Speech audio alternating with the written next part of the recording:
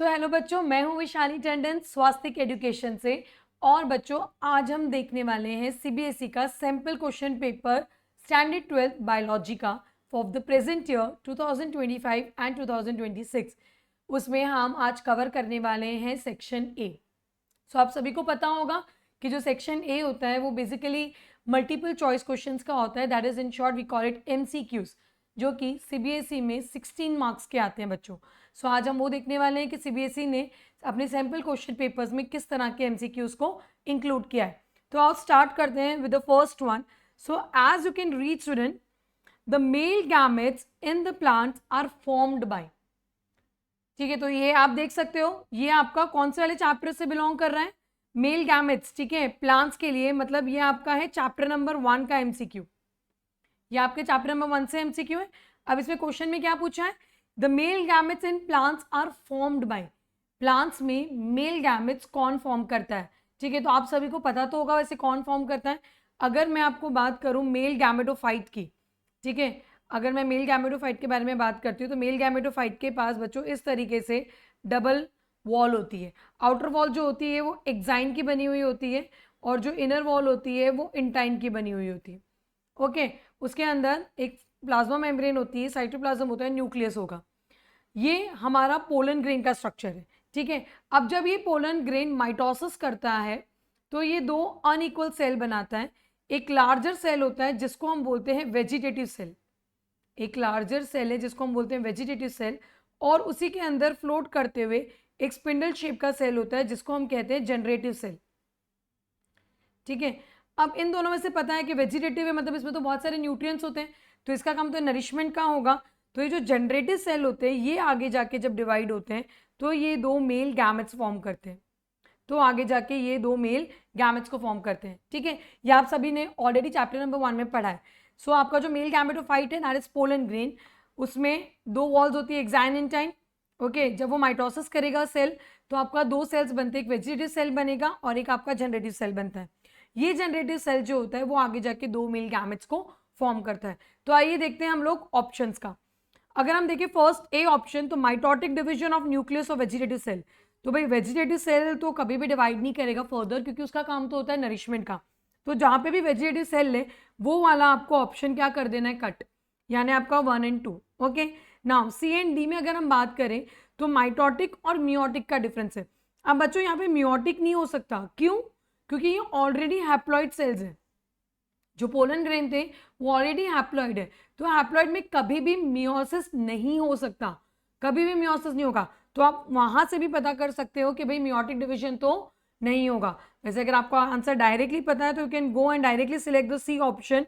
लेकिन in case अगर आपको कभी भी कोई दिक्कत आती है तो ये रूल आउट मेथड है जिसके थ्रू आप कोई भी आंसर इजीली फाइंड आउट कर सकते हो कि भाई वेजिटेटिव सेल तो आ ही नहीं सकता, रहा सवाल मियोटिक डिवीजन का तो वो भी यहाँ पे आ नहीं सकता क्योंकि ये एक हैप्लॉइड सेल है। सो आपके फर्स्ट एमसीक्यू का आंसर हो जाता है mitotic division of nucleus of the generative cell. आइए नेक्स्ट एमसीक्यू पर। सो नेक्स्ट एमसीक्यू है the primary endosperm nucleus. The primary endosperm nucleus is form by the fusion of which of the following. ठीक है, आप ये देख सकते हो, the primary endosperm nucleus is form. Primary endosperm nucleus मतलब बच्चों क्या हो गया? पेन के बारे में बात कर रहे हैं ये लोग। किसके बारे में बात कर रहे हैं? पेन, जो कि होता है 3N। ठीक है, primary endosperm nucleus is formed by the fusion of. अब ये किन किन चीजों के फ्यूजन से होता है? तो आप सभी को पता होगा कि इसमें एक मेल गैमेट जो होता है वो एक सेंट्रल सेल के साथ फ्यूज करता है। इसमें एक मेल गैमेट जो होता है वो सेंट्रल सेल के साथ फ्यूज करेगा।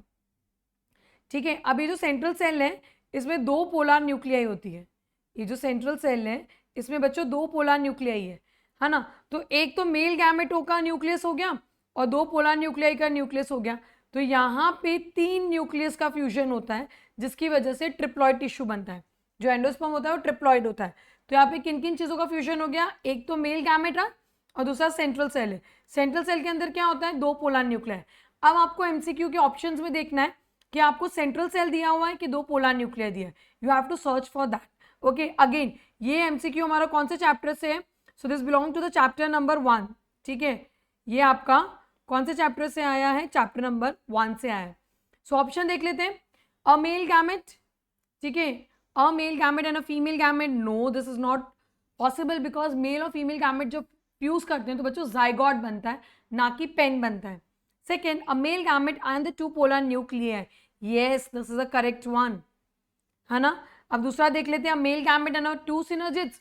सिनर्जिड सेल्स का कोई काम फ्यूजन में नहीं होता. सिनर्जिड्स तो क्या करते हैं, उनके पास जो फिलिफॉर्म एपैरेटस होते हैं उससे वो पोलन ट्यूब की एंट्री को गाइड करते हैं, तो वहां तो ये बिल्कुल आ नहीं सकता. And the D one is two male gametes and an egg cell. दो मेल गैमेट्स होते हैं और एक एग सेल. ठीक है, अगेन नो, मेल गैमेट्स कभी भी दो नहीं होते, मतलब दो मेल गैमेट्स आते हैं बट फ्यूजन के वक्त हमेशा एक ही मेल गैमेट का रोल होगा. सो इसमें ऑप्शन क्या जाएगा, बी. सो देखो हमारे दोनों एमसीक्यू जो है थे वो चैप्टर नंबर 1 से इंक्लूडेड थे. ओके, चलो now next move to the third one. So बच्चों थर्ड वन में आप देख सकते हो क्या क्वेश्चन है, ड्यूरिंग द मेंस्ट्रुअल साइकिल, मतलब ये आपका आ गया चैप्टर नंबर 2 का एमसीक्यू. ये चैप्टर नंबर 2 से आ गया. So during the menstrual cycle किसके बारे में बात हो रही है, मेंस्ट्रुअल साइकिल के बारे में बात हो रही है. अब बट ऑब्वियसली मेंस्ट्रुअल साइकिल किस में होती है, फीमेल में तो होती है ना, मेल्स में तो होती ही नहीं है. The formation of Graafian follicle is stimulated by the secretion of which gonadotropin hormone. जो ग्राफियन फॉलिकल बनता है उसके लिए कौन से हॉर्मोन्स रिस्पॉन्सिबल हैं. सो बच्चों जैसे आप सभी को पता है, ठीक है, everyone of you know that already कि फीमेल में ऑलरेडी प्राइमरी फॉलिकल्स बने हुए होते हैं बाय बर्थ. जो प्राइमरी फॉलिकल्स क्या होते हैं, उनके अंदर एक सेल होता है जिसको हम लोग बोलते हैं प्राइमरी oocyte. ठीक है, उसको हम बोलते हैं प्राइमरी oocyte. उसके आजू बाजू इस तरीके से फॉलिकुलर सेल्स अराउंड होते हैं. These are follicular cells. ठीक है, या बच्चों हम इसको ग्रैन्युलोसा सेल्स भी बोल सकते हैं, इसको हम ग्रैन्युलोसा सेल्स भी बोल सकते हैं. सो प्राइमरी oocyte जो है उसके सराउंडिंग में फॉलिकुलर सेल्स है. ओके, तो ये जो स्ट्रक्चर है ना बच्चों, this structure is primary follicle. तो ना फीमेल जब बर्थ लेती है ना तो उसकी हर एक ओवरी में मिलियंस ऑफ प्राइमरी फॉलिकल्स होते हैं, पर जब तक वो प्यूबर्टी पे पहुंचती है, when she reaches the puberty, हर एक ओवरी में कितने हो जाते हैं, 60,000 to 80,000 फॉलिकल्स. अब ये जो फॉलिकल्स होते हैं ना, इनमें से कुछ 8 to 10 follicles every month from alternate ovary, दोनों ओवरी से नहीं, एक एक ओवरी काम करती है और ऑल्टरनेट ओवरी वर्क करेगी, वो इन फॉलिकल्स का डेवलपमेंट स्टार्ट करवाती है एवरी मंथ. ठीक है, तो उसमें क्या होगा, प्राइमरी फॉलिकल से बनता है सेकेंडरी फॉलिकल, सेकेंडरी से टर्शरी और टर्शरी से बनता है ग्राफियन फॉलिकल. ठीक है, दिस इज अ पाथवे. अब इन फॉलिकल्स का जो डेवलपमेंट है, जो स्टिमुलेशन है, वो कौन से हार्मोन्स की वजह से होता है, तो वो दो गोनेडोट्रोपिन्स की वजह से होता है, that is LH and FSH. So the option is C. देखो वैसे भी गोनेडोट्रोपिन जो हार्मोन्स रिलीज होते हैं वो सिर्फ दो ही होते हैं, LH एंड FSH, बाकी और कोई गोनेडोट्रोपिन है नहीं. तो ये आप डायरेक्टली भी कर सकते थे, LH एंड FSH. मैंने सिर्फ आपको थोड़ा सा इसका इनिशियल ओवरव्यू दिया कि भाई ये टॉपिक कहाँ से, मतलब ये जो ग्राफियन फॉलिकल्स है वो हम कब कैसे बनते हैं वो हमने देखा. ओके, सो प्राइमरी फॉलिकल से सेकेंडरी फॉलिकल्स बनेंगे, सेकेंडरी से टर्शरी, टर्शरी से ग्राफियन फॉलिकल्स का फॉर्मेशन होगा. तो इसमें ऑप्शन आपका जाएगा सी. ओके, चलो next will move to the fourth one. अब देखो फोर्थ वाला जो है, experimental proof on thermal stability, experimental proof on thermal stability of genetic material was first provided by the experiments of. So बच्चों ये है आपका चैप्टर नंबर 5 से, मॉलिक्यूलर बेसिस ऑफ इनहेरिटेंस. ये एक चैप्टर है ना जो सभी बच्चों को थोड़ा सा ट्रबल करता है, क्योंकि ये बहुत कंसेप्चुअल चैप्टर्स हैं, इसमें बहुत सारे साइंटिस्ट के नाम हैं, बहुत सारे एक्सपेरिमेंट्स हैं, तो ये थोड़ा सा डिफिकल्ट लगता है. बट बच्चों make sure this is a very important chapter, this is extremely important. तो इसको हम बहुत अच्छे से करेंगे, नेट के लिए भी इंपॉर्टेंट है और तुम्हारे बोर्ड्स के लिए भी. सो थर्मल स्टेबिलिटी के बारे में बात कर रहे हैं. अब हम देखने जाए तो भाई तुम सोचोगे कि मैम थर्मल स्टेबिलिटी वाला तो कोई एक्सपेरिमेंट नहीं था, है ना. अगर यहाँ पे हम ऑप्शंस देखेंगे बच्चों, तो ऑप्शंस में देखो पहला क्या है, हर्शी एंड चेज है. तो हर्शी और चेज ने तो कौन सा एक्सपेरिमेंट किया था, उन्होंने तो DNA is the genetic material वो प्रूव किया था, तो थर्मल स्टेबिलिटी की तो कोई बात नहीं हुई थी. मेसेल्सन एंड स्टाल की अगर बात करें तो इन्होंने तो semi conservative nature of replication prove किया था, तो वहां पे भी टेम्परेचर जैसा तो कोई यूज हुआ ही नहीं. हर्शी एंड चेज में तो देखो हुआ ही नहीं, मेसेल्सन एंड स्टाल में भी नहीं हुआ. ओके, फेडरिक ग्रिफिथ ने तो ट्रांसफॉर्मेशन वाला एक्सपेरिमेंट किया था, ट्रांसफॉर्मिंग प्रिंसिपल। तो उसमें क्या टेम्परेचर की बात हुई थी? जी हाँ, उसमें हुई नहीं थी। हमने एस ट्रेन को हीट किल्ड किया था, हमने एस ट्रेन को क्या किया था? Heat killed. तो वहां टेम्परेचर की बात हुई थी ना। हम उस बैक्टीरिया को तो मार दे रहे थे, बैक्टीरिया मर रहा था, बट उसका डीएनए नहीं मरा, डीएनए डीनेचर नहीं हुआ। एस ट्रेन को जब हमने हीट किल किया और जब हमने उसको माइस में, ये जो एस ट्रेन हीट किल्ड करने के बाद जब हमने उसको माइस में इंसर्ट किया, तो वो जो माइस था बच्चों, उस माइस को कुछ भी, मतलब कोई फर्क नहीं पड़ा, उसको कोई निमोनिया नहीं हुआ था बच्चों, उसको कोई निमोनिया नहीं हुआ, वो तो बच गया था, उसके तो बल्ले बल्ले हो गई थी कि भाई मैं तो जिंदा हो गया हूं। लेकिन मतलब इससे क्या हमें पता चलता है कि भाई वो ऑर्गेनिज्म तो मर गया लेकिन उसका डीएनए जिंदा था। कैसे पता चला था? जब हमने इस एस स्ट्रेन को आर स्ट्रेन के साथ मिक्स करके जब माइस में इंजेक्ट किया, तो उस टाइम पे माइस को निमोनिया हो गया था बच्चों। देखो, जब तुमने उसको एस स्ट्रेन को हिट कल्ट करके डाल दिया तब तो माइस को कोई फर्क नहीं पड़ा, लेकिन जब तुमने उसको आर स्ट्रेन के साथ डाला तो उसमें हमने क्या पता किया था कि एस स्ट्रेन से आर स्ट्रेन में क्या मूव करता है। जो एस स्ट्रेन था उससे आर स्ट्रेन में क्या मूव किया था? डीएनए तो मूव किया था, डीएनए तो मूव किया था। सो दैट मीन्स कि हमने ऑर्गेनिज्म मार दिया था, बट डीएनए जो था वो डीनेचर नहीं हुआ, वो थर्मली क्या था? स्टेबल था। तो ये किसके एक्सपेरिमेंट से आता है? Frederick Griffith. तो देखो, घुमा फिरा के पूछा है। थर्मल स्टेबिलिटी का नामो निशान कहीं पे भी वहां पे मेंशन नहीं किया हुआ है आपकी एनसीईआरटी बुक में, बट आपको इस तरह से उसको कनेक्ट करना था। तो ये रूल आउट समझ में आ रहा है, जैसे हर्शी एंड चेज में तो कहीं पे भी यूज नहीं हुआ, मेसल्स एंड स्टाल में भी नहीं यूज हुआ। और रही सवाल है जेकॉब एंड मोनार्ड की, तो जेकॉब एंड मोनार्ड ने तो लेकोपेरॉन दिया था, तो वहां तो क्या ही थर्मल स्टेबिलिटी आएगी, है ना। तो फेडरिक ग्रिफिथ में तो हमने टेम्परेचर के बारे में बात की ही थी। We use the S strain जो हमने ली थी वो हमने हीट किल करके ली थी ना। सो बच्चों आंसर क्या आएगा? सी आएगा। ठीक है, चलो आगे बढ़ते हैं। Fifth one, see the fifth one. चलो देखो, शॉर्ट स्ट्रेचेस ऑफ डीएनए, मतलब डीएनए के छोटे छोटे स्ट्रेच, जो डीएनए के छोटे स्ट्रेच है जिससे हम कॉम्प्लीमेंट्री सीक्वेंसेस को आइडेंटिफाई कर सकते हैं। कॉम्प्लीमेंट्री सीक्वेंसेस मतलब जो भी ये जो आपने किया है ना, मतलब ये जो शॉर्ट स्ट्रेचेस वाला, ये एक हम डीएनए फिंगरप्रिंटिंग में भी करते हैं, और हमारे बायोटेक्नोलॉजी वाला जो चैप्टर है, ठीक है, उसमें भी मतलब जनरली जहाँ पर भी आपका auto radiography, biotechnology and its application वाले चैप्टर में जो ऑटो रेडियोग्राफी है, वहाँ पर भी ये दोनों जगह पर ये वाला जो एमसीक्यू रिलेट होता है। DNA fingerprinting again comes from your chapter number 5, ठीक है, वो चैप्टर 5 से आ रहा है। Autoradiography comes from your chapter number 10। Okay, so बच्चों डीएनए के छोटे छोटे स्ट्रेच को हम क्या बोलेंगे? Probes. The answer is one. We don't call it markers, markers दूसरी चीज होती है। प्राइमर्स किसके बने हुए होते हैं? आरएनए के बने हुए होते हैं। और ये जो मिनी सेटेलाइट्स होते हैं, दीज आर वीएनटीआरस, जो कि डबल स्टैंडर्ड होते हैं, जो कि डबल स्टैंडर्ड डीएनए होते हैं। तो ये तो डबल स्टैंडर्ड डीएनए है, तो उसका तो हमें तो यहाँ पे generally short stretches of DNA जो पूछा है वो मोस्टली सिंगल स्टैंडर्ड के बारे में ही बात करें, क्योंकि जो प्रोब्स होते हैं वो सिंगल स्टैंडर्ड आरएनए या डीएनए होते हैं। ओके, तो आपका इसका आंसर क्या आ जाएगा बच्चों? प्रोब आ जाएगा। चलो नेक्स्ट,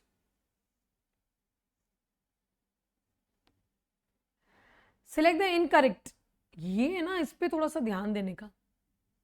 भैया आपसे क्या पूछा है? करेक्ट पूछा है, इनकरेक्ट पूछा है, क्या पूछा है? बच्चे अक्सर गड़बड़ कर देते, इनकरेक्ट पूछा है करेक्ट लिखाएंगे, करेक्ट पूछा है इनकरेक्ट कराएंगे। तो इनकरेक्ट पूछा है मतलब गलत, आपको गलत बताना है, ठीक है। तो चलो इसमें तो एक एक स्टेटमेंट पढ़ना पड़ेगा। P square plus 2pq plus Q square equals to 1। This is binomial expansion of p plus Q whole square. That's true, है ना, ये तो उसका बाइनोमियल एक्सपांशन, ये तो सही है, दैट्स करेक्ट, ये बिल्कुल सही है। When the frequency measured differs from expected value, the difference indicates the extent of evolutionary biology.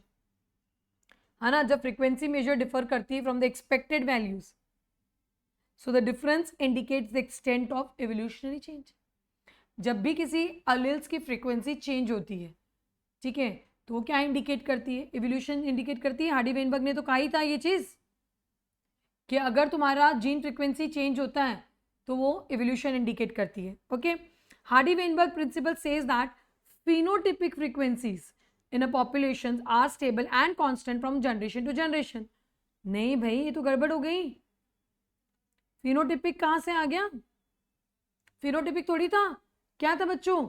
Genotypic था, फिनोटिपिक नहीं था। क्या था? जीनोटिपिक था। तो ये वाला हमारा क्या हो जाता है? रॉन्ग।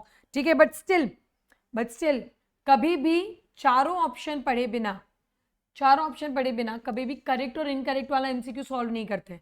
तो हम फोर्थ वाला भी रीड करेंगे। The gene pool that is total genes and their alleles in a population remains constant and this is called as genetic equilibrium. The sum total of all the allelic frequencies is 1, that is p plus q generally जब हम लोग लिखते हैं so that is equals to 1 and that's correct। ठीक है, so MCQ number 6 भी हमारा क्या हो गया? ऑप्शन क्या आ जाएगा उसमें? इनकरेक्ट वाले में सी। डन। तो ये कौन से चैप्टर में से था आपका? Chapter number 6। चलो आगे बढ़ते हैं।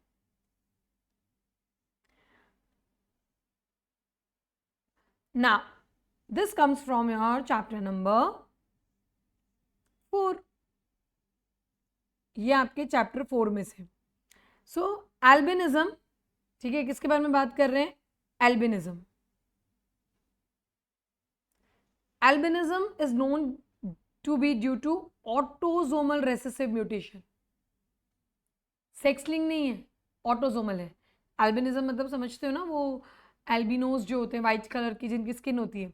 The first child of a couple with normal skin pigmentation, that means इसमें जो मदर है और जो फादर है, ठीक है, इनकी स्किन कैसी थी? नॉर्मल।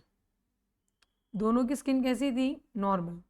ठीक है, बट इनकी मेटिंग से जो चाइल्ड आया वो कैसा निकला? एल्बिनो। भाई मदर एंड फादर तो नॉर्मल थे बट चाइल्ड एल्बिनो निकला, और ऊपर से ये रेसेसिव ट्रेट है। So that means mother and father both are carriers या कैरियर्स। ठीक है, दोनों क्या है बच्चों? कैरियर है। कैरियर मतलब समझ रहे हो ना कि रेसेसिव, देखो रेसेसिव में क्या होता है? रेसेसिव कब एक्सप्रेस होता है? जब वो होमोजाइगस कंडीशन में हो, कैरियर की अगर मैं बात कर रही हूँ so I am talking about heterozygous condition. Carrier की अगर मैं बात कर रही हूँ तो I am talking about heterozygous condition. Heterozygous condition मतलब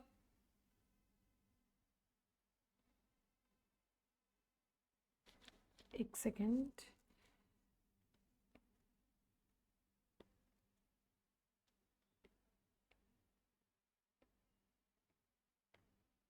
चलो सो हमारा हेट्रोजाइगस, ओके ना, हेट्रोजाइगस कंडीशन में जैसे मदर है, सपोज हम इसका एल्बिन ए की ले लेते, कैपिटल ए और स्मॉल ए मतलब हम समझ रहे हैं कि वो खराब वाला अलील है। फादर का भी कैपिटल ए स्मॉल ए ले लेते हैं। ठीक है, अब हम इसका पुन्नेट स्क्वायर बनाते हैं, क्योंकि इसमें क्वेश्चन में क्या पूछा है? What is the probability that their second child will also be the albino. Second child भी एल्बिनो निकलेगा, उसकी प्रोबेबिलिटी ढूंढनी है। तो हम क्या करते हैं, यहाँ पे मेल और फीमेल के गैमेट्स लिख देते हैं। ठीक है, ये कैपिटल ए का बॉक्स है, ये कैपिटल ए स्मॉल ए, ये capital A small A and small A. तो 4 बच्चों में से जो कैपिटल वाला है ये तो नॉर्मल होगा, ये दोनों भी क्या होंगे? कैरियर्स है। दीज आर करियर या कैरियर्स। ठीक है, these are carriers but they carry a harmful gene, लेकिन वो रेसेसिव है ना, तो रेसेसिव तो क्या हेट्रोजाइगस कंडीशन में एक्सप्रेस नहीं होगा, तो वो कैरियर है। ठीक है, बट ये जो स्मॉल ए आया है मतलब दिस इज एल्बिनो। तो 4 बच्चों में से एल्बिनो होने के चांसेस या प्रोबेबिलिटी कितनी होती है? 25% बच्चों। 1/4 हो गया ना, सो 1/4 की प्रोबेबिलिटी क्या हो गई? 25%। सो बच्चों ये इस तरह के जो MCQ है ना, ये बच्चों को थोड़ा सा दिक्कत देते हैं बट ये बहुत इंपॉर्टेंट है। This is very important. तो आपको बहुत ध्यान से इस तरह के एमसीक्यू की प्रैक्टिस करनी है। सो वो एक ऑटोसोमल रेसेसिव है। तो अगर कोई बीमारी ऑटोसोमल रेसेसिव होती है तो रेसेसिव के लिए उनके पास दोनों अलील्स जो है वो खराब होने चाहिए। ठीक है, इनके मदर एंड फादर दोनों नॉर्मल थे। ठीक है, मतलब उनके दोनों एलील्स नहीं खराब थे, एक खराब था, मतलब कैरियर्स थे। और जो बच्चा था वो बच्चा उसके पास दोनों ही खराब वाले चले गए, तो वो एल्बिनो पैदा हो गया। डन। चलो next. So the eighth one, in a cricket species, मतलब ये हमारा इंसेक्ट है, the sound produce by rubbing the wings और legs together play a crucial role in attracting the mates. मतलब ये अपने जो विंग्स होते हैं, विंग्स को या लेग्स को ऐसे रब करके, ठीक है, तो जब हम रब कर रहे हैं ना तो ऐसे एक साउंड आ रहा है, एक साउंड प्रोड्यूस हो रहा है। तो ये जो क्रिकेट स्पीशीज है ना, वो भी अपने विंग्स और लेग्स को रब करके एक साउंड बना रहे थे अपनी मेट को अट्रैक्ट करने के लिए। ठीक है, अब any change in the morphology of the cricket legs could potentially affect their ability to produce sound. अगर अब इनकी मॉर्फोलॉजी यानी विंग्स चेंज हो जाए या लेग्स चेंज हो जाए, ठीक है, इनका अगर मॉर्फोलॉजिकल चेंज आ जाता है तो वैसा सेम साउंड नहीं प्रोड्यूस होगा। जब सेम साउंड प्रोड्यूस नहीं होगा तो उसकी जो पार्टनर होगी उसको कैसे पता चलेगा कि मेरा वाला ही मेल है ना। अगर आवाज़ में चेंज हो जाती है, सपोज अगर तुम बात कर रहे हो किसी से भी, तुम्हारे फ्रेंड से बात कर रहे हो, ठीक है, तो तुम्हें तुम्हारी फ्रेंड की आवाज़ पता है, बट अगर ड्यू टू सम रीज़न उसकी आवाज़ चेंज हो जाती है और वो फ़ोन पे तुमसे कह रहा है कि भाई मैं तुम्हारा फ्रेंड हूँ, तो तुम उसको आइडेंटिफाई कैसे करोगे अगर उसकी आवाज़ ही चेंज हो जाए। तो वैसे ही तो सेम हो रहा है क्रिकेट की स्पीशीज़ के साथ। उसके जो विंग्स है, लेग्स है, ठीक है, इनकी मॉर्फोलॉजी अगर चेंज हो जाए तो अब रब करने पे सेम साउंड थोड़ी आएगा। तो अब म्यूटेंट, मतलब वो क्या हो गया, तुम्हारा म्यूटेंट क्रिकेट हो गया। So mutant cricket had thicker hind legs. उसके हाइंड लेग्स कैसे होंगे, thicker. So what would you expect, अगर उसके हाइंड लेग्स मतलब जो पैर है वो चेंज हो जाते हैं तो उससे क्या होगा। तो आइए देखते हैं। The option A, the leg mutation will not lead to speciation if they diversified into new habitats. ये ऐसे बोल रहे हैं कि जो लेग म्यूटेशन है ना, वो नई जगह पे जाके नई स्पीशीज नहीं बना पाएगा अगर इफ दे डाइवर्सिफाई, मतलब अगर वो नए हैबिटेट में जाके रहने लगे। ठीक है, तो ऐसा तो नहीं होगा। स्पीशीज क्यों ही नहीं बना पाएगा, बना तो सकते ही है ना स्पीशीज, तो कोई उससे उसकी जान की तो कोई वो है ही नहीं प्रॉब्लम। मेट तो कर ही सकता है, ऐसा नहीं कि बिल्कुल ही मेटिंग नहीं करेगा, but will not lead to speciation तो नहीं होगा। The leg mutation will have little effect on the other external features and therefore have little effect on speciation. ऐसा भी नहीं होगा, speciation पे affect ही ना होगा ही नहीं। The leg mutation will have no effect on behavior and thus have little effect on speciation. ना, behavior कहाँ से आ गया, behavior पे तो effect होना ही है ना। The leg mutation might lead to reproductive isolation, and speciation due to an effect in the mating call. That's correct.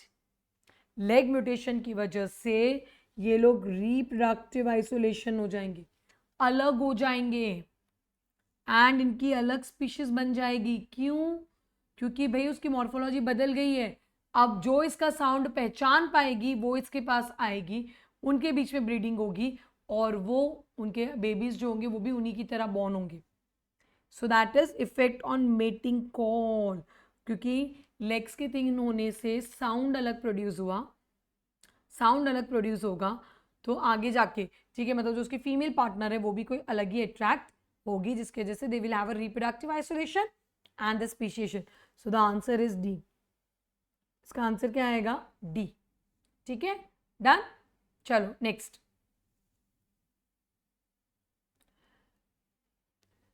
So if we talk about the ninth one, Plasmodium is a pathogen that causes malaria.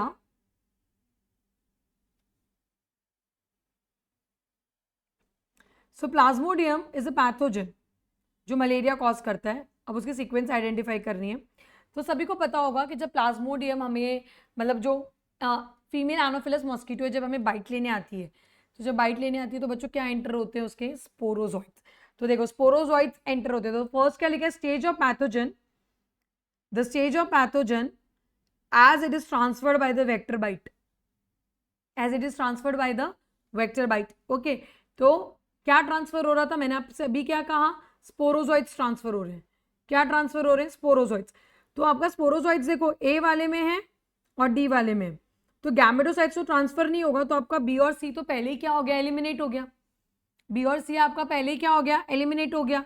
Next, first site in the host body where the pathogens infect and proliferate.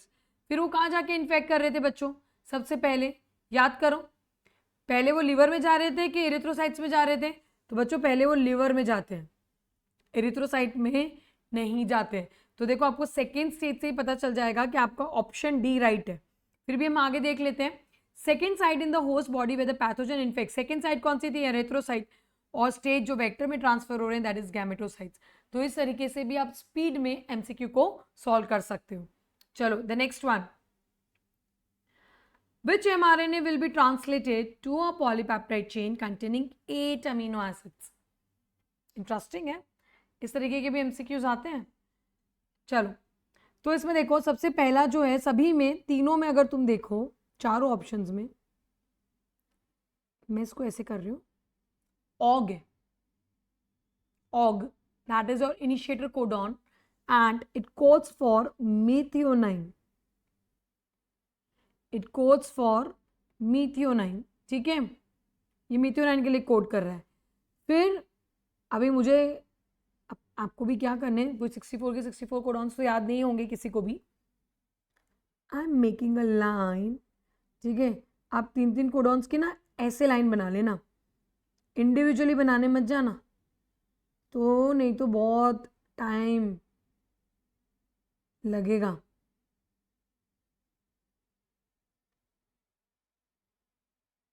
ठीक है, ये बन गया। अब इससे आपको counting easy हो जाएगी। तो आप देखो इसमें ना आपको स्टार्ट, एक तो स्टार्ट का अंदाजा ले लेना है, क्योंकि जहाँ पे स्टार्ट होगा ना वहीं से पॉलीपेप्टाइड चेन बनना स्टार्ट होगी। तो भाई चारों में स्टार्ट कोडॉन तो स्टार्टिंग में दे दिया ऑग, तो अभी इसमें तो स्टार्टिंग में दे दिया है, कभी कभी क्या बीच में भी होता है बच्चों, तो वहां से पॉलीपेप्टाइड चेन बनना स्टार्ट होती है, तो इसलिए ऑग का ध्यान रखो।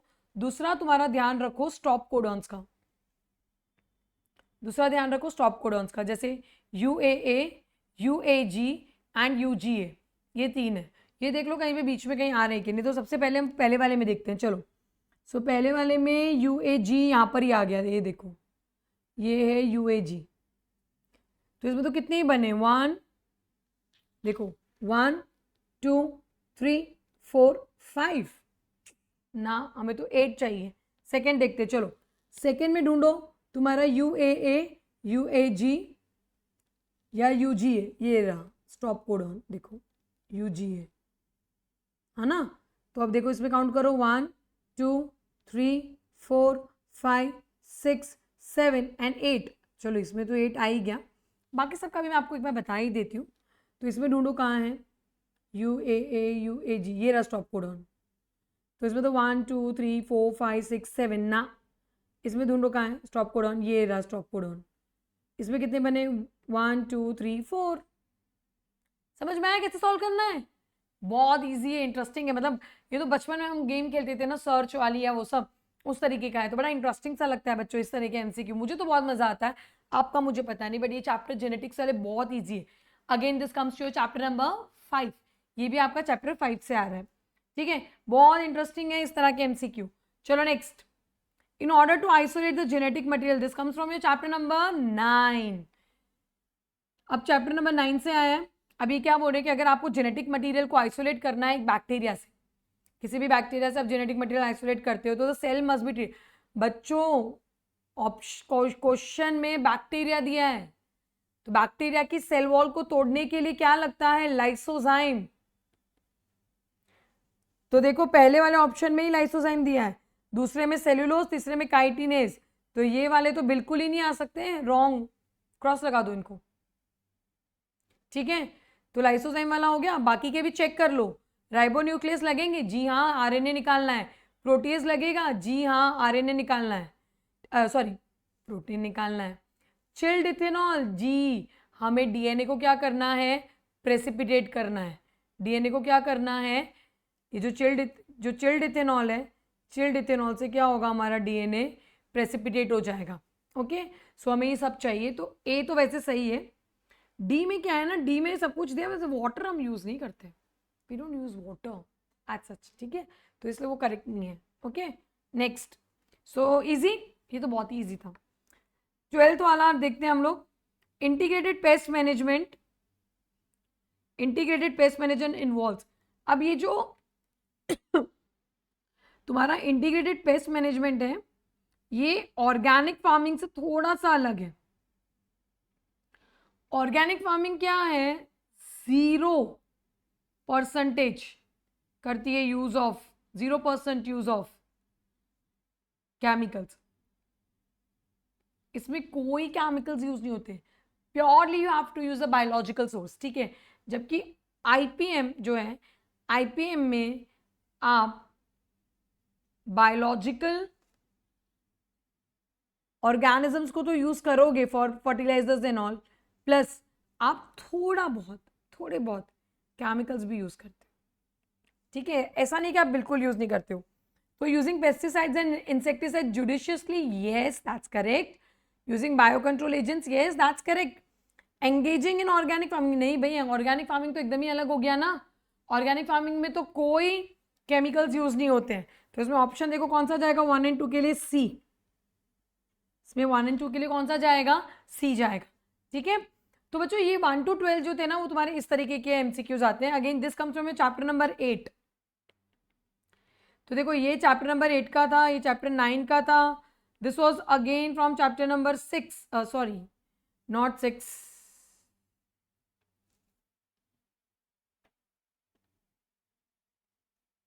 6 का नहीं था, ये चैप्टर नंबर 5, ठीक है। ये था तुम्हारा चैप्टर नंबर 7, ये चैप्टर 7 से था, ठीक है। और ये म्यूटेशन वाला भी अगर हम देखें तो ये चैप्टर नंबर 6 से था। तो आप देख सकते हो कि हर एक चैप्टर में से मोस्टली आ रहा है। इकोलॉजी के कोई भी चैप्टर्स में से एमसीक्यू में तो कुछ नहीं आया अभी तक तो नहीं आया। बाकी तो और एक हमारा रिप्रोडक्टिव हेल्थ वाला भी नहीं आया, ओके।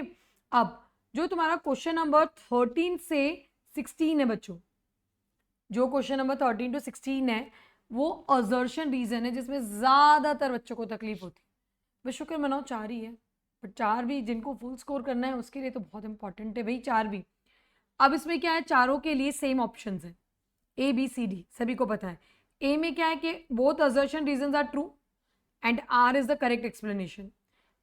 बी में both assertion reasons are true but R is not the correct explanation. C में A is true but R is false, D में A is false but R is true, ठीक है। तो ये आपका हो गया 4 ऑप्शंस। अब आओ देखते हैं हम 13 नंबर का असर्शन रीजन। सो 13 में क्या कहा है, the ability of the pistil to recognise the pollen is the result of a continuous dialogue between pollen and pistil. The ability of a pistil अपने पसंदीदा पोलन को रिकॉग्नाइज करने के लिए क्या करता है, कंटिन्यूअस डायलॉगिंग होती है पोलन और पिस्टिल के बीच में। जी हाँ, ये तो एकदम सही है बच्चों, लेकिन दिस रीजन देखते हैं, दिस इलेक्ट्रिकल डायलॉग, अरे यहीं पे तो गड़बड़ पता चल गई। इलेक्ट्रिकल डायलॉग थोड़ी आएगा, क्या आएगा, chemical dialogue. Allows only compatible pollen to germinate. तो यही रॉन्ग हो गया, तो यही रॉन्ग हो गया। तो कौन सा ऑप्शन सिलेक्ट करेंगे हम, सी। कौन सा ऑप्शन सिलेक्ट करेंगे हम, सी सिलेक्ट करेंगे। समझ में आई बात, इजी। चलो next, some organisms are better adapted to survive in otherwise hostile environment. कुछ ऑर्गेनिजम्स ना बहुत अच्छे से हॉस्टाइल, हॉस्टाइल मतलब ऐसे बोलते हैं एक्सट्रीम सा या बिल्कुल भी अच्छा सा नहीं, बहुत उस तरीके के एनवायरमेंट में वो सर्वाइव कर सकते हैं कुछ ऑर्गेनिजम्स, ठीक है। And that's correct. Adaptive ability is inherited, ये बोल रहे कि जो एडेप्शंस होते हैं ना वो इनहेरिट हो जाते हैं एंड हैज जेनेटिक बेसिस। जो एडेप्शंस है, एडेप्शंस मतलब ये एडेप्टिव एबिलिटी मतलब जनरली हम बात कर रहे हैं एडेप्शंस के बारे में, एडेप्टेशंस के बारे में। एडेप्टेशंस मतलब जो हमने चेंजेस लेकर आए हैं टू सर्वाइव, तो ये कह रहे हैं कि वो इनहेरिट होते हैं and it has a genetic base, वो इनहेरिट होते हैं and it has a genetic base. That's correct, that's correct actually ना। ये जो एडेप्शंस है वो इनहेरिट होते हैं, जेनेटिक बेस है। अब क्या करना है, आपको दोनों राइट मिल गए। अब आपको कंफ्यूजन होता है कि मैम भाई ए आएगा कि बी आएगा, तो कैसे करेंगे। So some organisms are better adapted to survive in an otherwise hostile environment because adaptive ability जो है वो inherit होती है and has a genetic basis. तो लिंक हो रहा है ना भाई, कोई बंदा नेचर में सर्वाइव कैसे कर पाता है तुरंत बॉर्न होते, ऐसे बॉर्न होने वाला लिखा नहीं, बट जनरली कुछ कैसे कर लेते हैं, क्योंकि उन्होंने वो अडेप्टिव एबिलिटी को इनहेरिट किया है, वो अडेप्टिव एबिलिटी को उन्होंने इनहेरिट किया है, it has a genetic basis, right. So इसमें ए आएगा. चलो the next one, excess dose of coke और क्रैक, ठीक है, इट्स योर ड्रग, राइट. कौन से प्लांट से मिलता है, एरिथ्रोजाइलम कोकोआ. सो ये क्या प्रोड्यूस करता है, sense of euphoria, euphoria extreme happiness, extreme happiness वाली जो फीलिंग होती है वो आती है euphoria. And increased energy, Coke पीने के बाद, आई मीन कोको कोला वाले में पहले आता था, अब नहीं आता, सो सॉरी नॉट, पीने के बाद, जनरली स्नॉट करने के बाद बंदे को एकदम एक्सट्रीम हैप्पीनेस, बहुत एनर्जाइज फील होता है, एंड ज़्यादा लेने पर हॉलिसिनेशंस हो जाते हैं. हॉलिसिनेशंस यानी जो है नहीं वो दिखता है. जैसे अभी मैं सोचूं कि भाई मतलब मेरे सामने अभी शाहरुख खान है नहीं, बट कुछ लोगों को ज़्यादा कोक और क्रैक लेने से सामने शाहरुख खान भी दिखने लगता है. मतलब the favourite person they have in their mind actually. हाँ, सो ये हाँ जी मेरा फेवरेट शाहरुख खान है, यस. तो उनको हॉलिसिनेशंस बोलते हैं बच्चों, जो है नहीं वो दिखता है. It interferes with the transport of dopamine. तो पहले वाला तो बता दूं राइट है कि नहीं, तो पहले वाला राइट है बच्चों. और जो कोक और क्रैक है वो डोपामाइन ट्रांसपोर्ट के साथ इंटरफेयर करते हैं जी. एक्चुअली डोपामाइन कब रिलीज होता है, जब हम बहुत खुश होते हैं. जैसे सपोज अभी है ना, तुम्हें तुम्हारा बर्थडे और किसी ने तुम्हें तुम्हारा फेवरेट गिफ्ट सरप्राइज में दे दिया, तो तुम क्या हो जाओगे, एकदम खुशी से नाच उठोगे, डांस करने लग जाओगे, बल्ले बल्ले हो जाएगी तुम्हारी, तो ठीक है. लेकिन वो कितनी देर के लिए रहेगी खुशी, वो जो तुम्हें एक्सट्रीम हैप्पीनेस वाली फीलिंग है ना, मैं बोलती हूँ चलो 1 दिन रही, 2 दिन रही, 3 दिन रही, 1 वीक लगा लो, उससे ज़्यादा ना, उससे ज़्यादा नहीं रहेगी. पर ये लेने से, कोक और क्रैक लेने से क्या होता है, कोक और क्रैक ना डोपामाइन को रिलीज ही होने देते हैं. मतलब डोपामाइन जनरली क्या होता है, रिलीज हो जाता है, फिर से अपनी ओरिजिनल जगह पे चला जाता है. अब कोक और क्रैक लेने से जो डोपामाइन है ना वो रिलीज हो गया, वो फिर से बेचारा जा ही नहीं पा रहा. तो बंदे को क्या लगता है, भाई मैं तो बहुत खुश हूँ, मेरी दुनिया में सब अच्छा, मैं तो 7वें आसमान पर हूँ, ऐसी वाली फीलिंग आती है. ओके, तो दोनों करेक्ट है. अब ये है कि भी वो पता करते हैं. So excess dose of coke और crack produces a sense of euphoria, increase energy and causes hallucination. That's correct because it interferes with the transport of dopamine. Yes correct, ये आएगा. सो द लास्ट वन, रोजी. बड़ा interesting सा नाम रखा था यार, रोजी. सो रोजी was the first transgenic cow. Cow का नाम रोजी, मतलब ये तो हमारे पुराने 80s की जो मूवीज होती थी ना, तो मूवीज में जो डॉन लोग होते थे उनकी गर्लफ्रेंड्स के नाम होते थे इस तरीके के.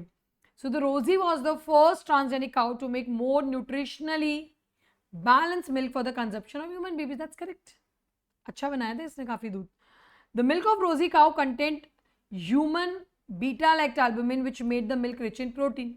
अब बच्चे पढ़ लेंगे लैक्टोअल्बुमिन करेक्ट है, बट यहाँ पे गड़बड़ का है, बीटा नहीं था बच्चों, अल्फा था. तो ये तो गलत ही हो गया. Assertion right, reason wrong. So option क्या आ गया, सी आ गया बच्चों. ठीक है, तो देखो जो सी और डी टाइप्स के जो आते हैं ना वो तो ईजी हो जाते हैं, सी और डी वाले तो ईजी हो जाते हैं. जो थोड़ी सी गड़बड़ आती है ना वो ए और बी वाले टाइप्स में आती है. तो उसमें ना आप रीजन के साथ उसको जोड़ा करो, उसको रीजनिंग के साथ आप जोड़ा करो तो आपका प्रॉब्लम सॉल्व हो जाएगा. Okay done. सो बच्चों ये था तुम्हारा सेक्शन ए जो हमने इस वीडियो में कवर किया है. नेक्स्ट वीडियो में मैं सेक्शन बी को कवर करने वाली हूँ. ओके, और आपको अगर कुछ भी डाउट है, कुछ भी इश्यूज है, so you can comment me down, तो हम आपके डाउट्स को सॉल्व कर सकते हैं. Okay, so see you in the next video. Stay tuned till then. Bye.